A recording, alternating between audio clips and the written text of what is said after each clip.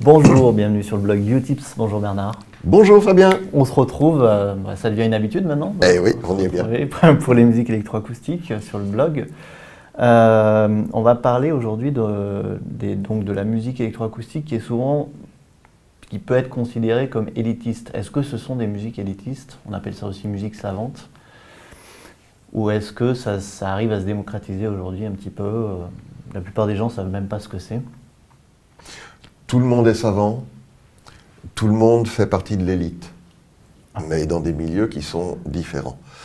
Et c'est vrai que souvent on entend dire que la musique électroacoustique, c'est pour les gens qui sont complètement branchés là-dessus et que c'est un petit milieu qui tourne sur lui-même.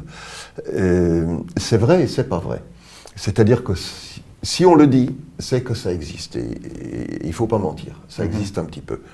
Mais c'est pas vrai non plus parce que la musique électroacoustique, et surtout depuis que les moyens techniques se sont démocratisés, elle est abordée par des quantités de gens qui en font même sans le savoir. Alors ça, par exemple, comme j'enseigne la musique électroacoustique depuis maintenant pas mal de temps, je vois que le profil des praticiens de cette musique a beaucoup changé.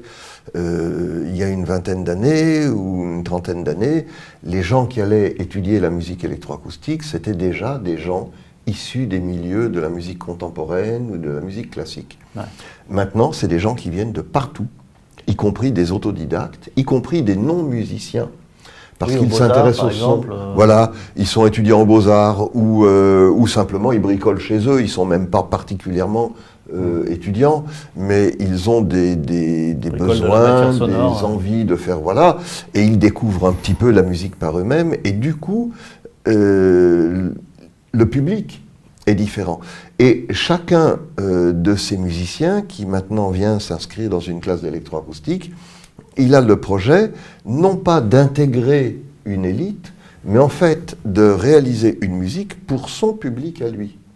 Donc il vient enrichir ses pratiques et du coup on n'est plus du tout dans un système qui tourne sur lui-même et qui est enfermé. Ces systèmes-là existent peut-être encore, ça ne m'intéresse pas trop, mais en revanche ce qui m'intéresse c'est de voir qu'il y a un éclatement des pratiques électroacoustiques dans toutes les directions et que du coup ça n'en fait pas du tout un lieu fermé ou élitiste, mais au contraire une musique qui est complètement à la croisée de tout, de toutes les pratiques. Accessible finalement qui est tout à fait accessible pour tout le monde. Et elle est même accessible pour tout le monde parce qu'elle ne nécessite pas de culture préalable. Dans les musiques classiques, quand on voulait les pratiquer, on l'a suffisamment dit, il fallait faire du solfège, il fallait faire de l'histoire de la musique, il fallait s'intéresser à ça. Tu encouragerais quelqu'un à démarrer même sans connaître aucun compositeur Mais bien sûr, et j'ai des tas de... Les trois quarts de mes étudiants en musique électroacoustique, d'une part, ne savent pas lire la musique. Quand ils vont sortir de la classe, ils ne sauront pas mieux la lire. Mais beaucoup ne sont pas musiciens. Ils ont envie de travailler sur le son et ne se posent pas tellement la question de savoir si c'est ou si c'est pas de la musique. Notamment dans tous ces gens qui viennent du domaine des arts plastiques ou de l'écriture. Des gens qui écrivent des histoires, qui écrivent des textes, qui font de la radio, qui veulent faire du documentaire et qui progressivement basculent dans la mise en œuvre des techniques électroacoustiques et deviennent musiciens sans le savoir. Donc finalement, il ne faut pas avoir peur, il faut y aller. Il faut y aller. Merci Bernard.